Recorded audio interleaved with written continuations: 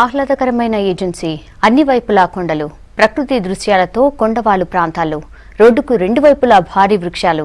ఆ చెట్ల వరుసలో ఒక చెట్టుకు ఒక స్పెషాలిటీ ఉంది. దారంట వెళ్లే వాళ్ళు ఆగి చూడాల్సిందే. ఏంటా స్పెషాలిటీ? Just watch.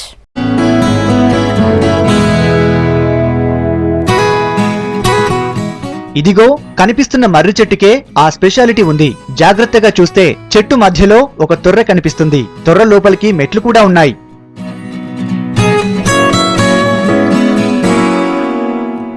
మెట్లెక్కి తొర్ర లోపలికి తొంగి చూస్తే శివలింగం కనిపిస్తుంది. అదే ఈ చెట్టు ప్రత్యేకత. చెట్టు చాటున ఓ శివాలయం ఉంది. మర్రిమానులో ఉన్నది ఉమా రామలింగేశ్వర స్వామి గుడి.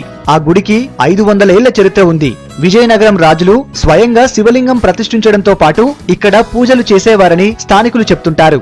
రాజులు ప్రతిష్ఠించిన ఈ లింగానికి రాజ్యాలు ఉన్నంత వరకు బాగానే ఆలనా పాలన జరిగేవి. కానీ రాజ్యాలు పోయిన తర్వాత పట్టించుకునేవారు లేకపోయారు.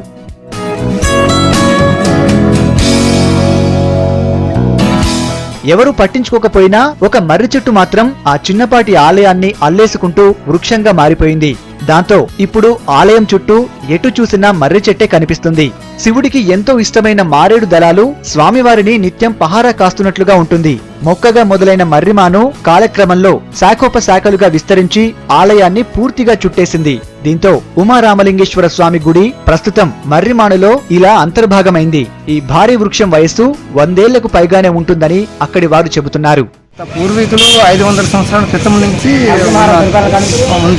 ఉంది. కాశీ మహారాజులు దీన్ని ప్రతిష్ఠించారని మా పూర్వీకులు చెప్పడం జరిగింది. నాకు ఇప్పుడు ఆల్రెడీ 50 సంవత్సరాలు అవుతుంది.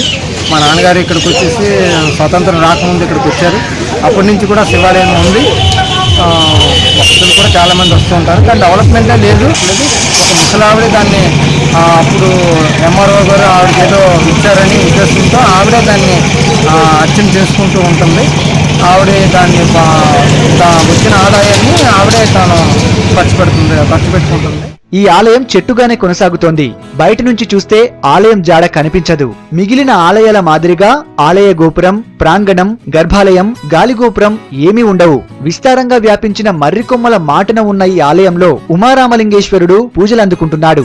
50 ఏళ్లుగా రాములమ్మ అనే వృద్ధురాలు దేవుడి బాగోగులు చూసుకుంటోంది.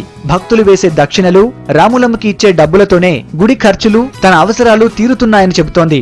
దేవుడికి మర్రిపండు ఆకులు తుడుచుకొని దేవుడికి రోజు దీపం పెడుతుంటాను, కడుగుతాను. దేవుని కడగడము, కాసుపడి తొడడం, ఈ ఆకులు అన్ని బండ్లు మర్రిపండు అన్ని తుడిచి పోగులెట్టి దీపం పెడుతుంటాను. ఏటమ్మా మరి ఏ నా పైన ఊళ్ళో ఆవిడ పట్టు చేరు నోటు చొక్క ఎవరు నాకు బట్టి పెట్టు, నాకు ఏ జీతం లేదు. అలాగా దేవుడికి భక్తులు వస్తారు.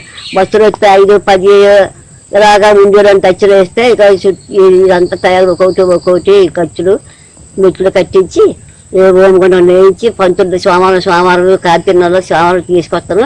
పంతులు సోమవారం పూట 4-5 వారాలు 5,000 ఇచ్చి మంత్రాలు తీసుకొస్తాను. మా యజమాని చచ్చిపోయిన తర్వాత ఈ సేవ నేనే చేస్తున్నాను. అంతకుముందు మా యజమాని చేసేవాడు సేవ.